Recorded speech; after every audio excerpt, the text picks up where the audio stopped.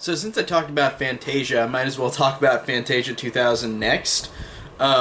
Skipping 60 years into the future, even though I'm doing these chronologically. But I want to talk about the sequels right after the first ones. So it's going to be kind of out of whack in terms of how chronologically these go, but then the sequels, direct to video or theatrical, I'll just talk about right after the first film. So, Fantasia 2000 today is what I'm going to be talking about. And Fantasia 2000 is an interesting sequel. Like it's a sequel to it, but it's not a narrative thing. Like the first and both of these films are not narratively connected. They just use elements of animation with music. And out of the two Fantasia films, the first one I think is obviously the better one, but this one I think does have a lot of good things about it. Like I don't think it's a bad sequel. I feel like it's just there's I feel like the whole movie is underutilized in terms of yeah, there's good things about it, but there's a lot of just lackluster things about it where it doesn't have the same impact in it that Fantasia had. Fantasia to me was really strong with all of the different animated segments, with all of the classical music. I thought they all worked really well together in these different segments in each part of that movie. And Fantasia 2000 does a good job of it, but there's a lot of segments that to me are more forgettable than the first Fantasia. Um, there's just a lot that don't feel like they carry that heft, like emotional heft that the first one did. It feels like it's trying to be that, but it doesn't succeed a lot. Um, but there are some really standout ones in this movie, and I think that this one is still worthy because of that. Like it's a worthy, watchable sequel. I just don't feel like it ranks with the first one at all. Um, Not like drastically, but I feel like the first one is just a classic, and this one is just kind of a misunderstood classic. Like it's kind of half and half because there are segments where it's just this is kind of cool, like about a ballerina and a toy soldier, and like or stuff where that's just like okay, that's not very. We've seen that a million times in other things, and it didn't feel like they were very clever with it, or doing stuff like a flamingo with a yo-yo. Like it's weird that we have like I felt like it took itself less seriously because the first one was very serious with all. I mean, the Sorcerer's Apprentice, I guess, is the only one in the first one that didn't do that, where it was kind of silly. But even then, I felt like it was more grand and more serious than a lot of these ones. Like I said, with the flamingo and a yo-yo, like that. It's just weird. I like that one though, even though it's like a minute long. But I like those like all of these. I do like a good amount, but I feel like they just aren't as good as the first one. They don't carry the same heft of the first one. But there are a few that really, really, I think are great in terms of their score, like the one with Donald Duck and Daisy Duck and doing the Noah's Ark. That is really cool because, yeah, it's not very serious. It's a funny one.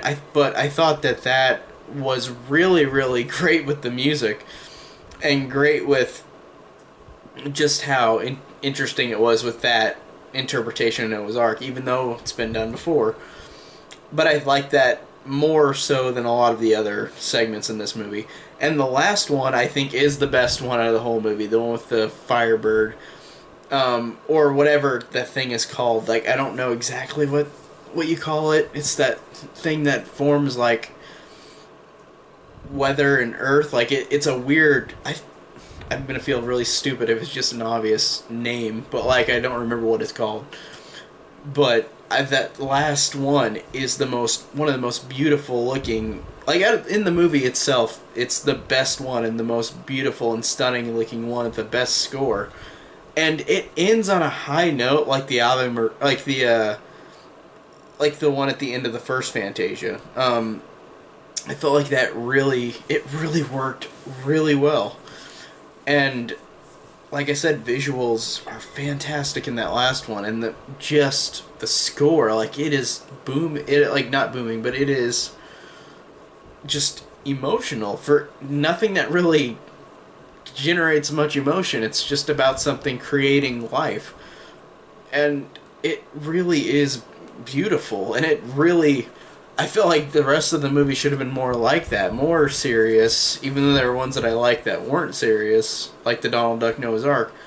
But I thought that that was the best one by far. And I feel like it really, really needed more of that in this movie, like the first one. And also, I feel like one of the biggest negatives for this movie is how in the first Fantasia we just have the orchestra and the narrator in the live action bits, and in this movie it's all celebrity cameos, and they're kind of hard to get through sometimes. You have Steve Martin with his usual Steve Martin, but like it's weird seeing it in Fantasia, and like Bette Midler or Penn and Teller, like all these people are doing different things, and they're just really, it makes it really feel off. It doesn't feel like it works as a Fantasia sequel, just because the first one was just the orchestra, like it was just the players, and they didn't have to bring in celebrities. And I think that the celebrities in their own right have been good in a lot of things, but it's weird seeing them all together here just acting really awkward. Like, it's an awkward thing. That's all I can really say. It's awkward. But I feel like that's the biggest, I think, reasoning why this is not considered better, apart from the segments, which I thought were mostly fine, a couple great, but I thought that the celebrities, like in the live action bits, just really tore it down and made it feel more childish than you would give it credit for. Because like you would think with Fantasia, like if you didn't see that, if you just looked at the cover, looked at Mickey Mouse on there, you thought, oh, this is going to be a kids movie, it's going to be something for kids. And that is the one that is for kids in the first Fantasia, but they didn't do it just for kids, they did it for adults. And I feel like that it is actually more of an adult movie, the first Fantasia, than most of the Disney films in canon. And I think that this one suffers from not being as adult. And I also wanted to point out that they did all these new segments, but they put one back in here from the first Fantasia, and I bet you would guess what it is. It's not A Night on Bald Mountain, but it's A Sorcerer's Apprentice, of course, with Mickey Mouse. I thought it was odd that they played it again. They should have just... I wonder if they were thinking to themselves, like, this isn't as strong as the first one, we better put in one from it that's the most recognizable, put it in here and make it look like it's better than what it is.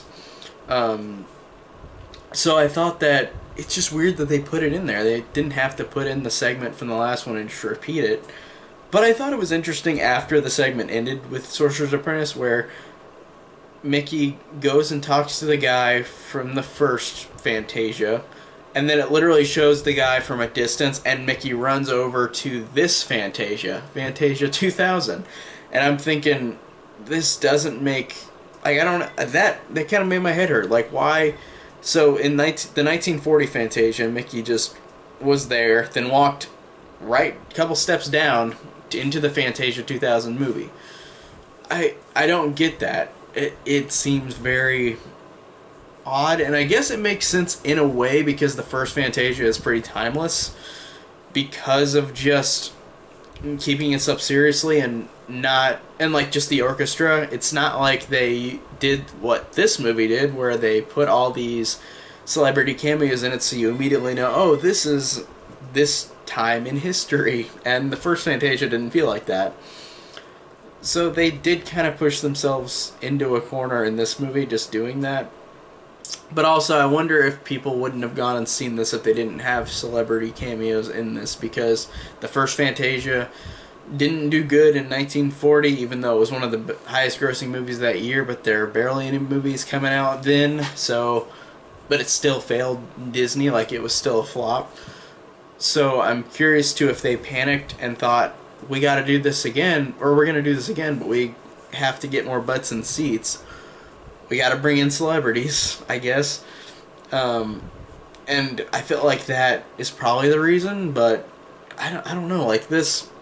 like I said, the movie is fine. Like, it is a fine sequel, honestly. It's not bad. It's not terrible. It's just got things about it that irk me, but not in a way where it's like it completely ruins it. It's just, oh, this is happening. Okay, we're seeing all these celebrities say these weird things, or we're just having some segments that are just kind of childish.